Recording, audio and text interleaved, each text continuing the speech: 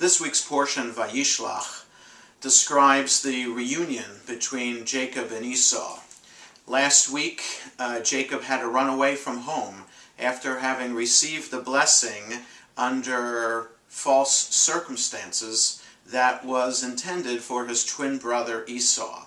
He runs to his mother's homeland in Haran, ends up marrying Rachel and Leah, having many children, spending 20 or so years there at his father-in-law's home. It's time to come back to the land of Israel and fulfill the covenant promised already to his grandparents, to Abraham and Sarah, to live in the land of Israel and be the father of a great nation.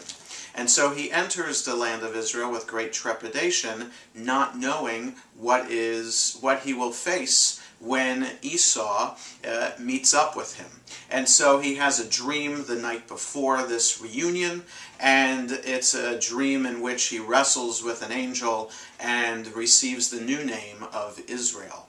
So as he meets his twin brother, we would expect some kind of apology from Jacob for having caused so much anger and disappointment for Esau. Esau expected to receive the blessing from their father Isaac, and instead was duped by his twin brother.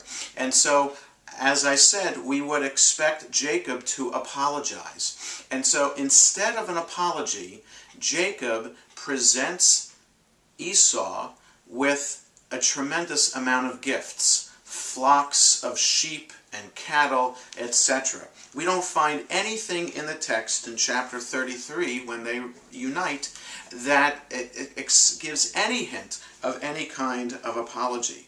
We find first silence and action.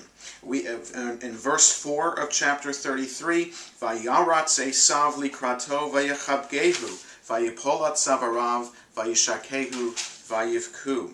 Esau ran to greet him, he embraced him, and falling on his neck, he kissed him, and they wept. And then after that emotional reunion, Esau sees everything that Jacob had brought and asks, what is all of this? And Jacob answers, Limtso chen be'enei Adoni, in verse 8, to gain my Lord's favor. No word of apology, it's just all a matter of appeasement. And I ask this question and leave it with this, because I'll talk more about this during services this coming Shabbat.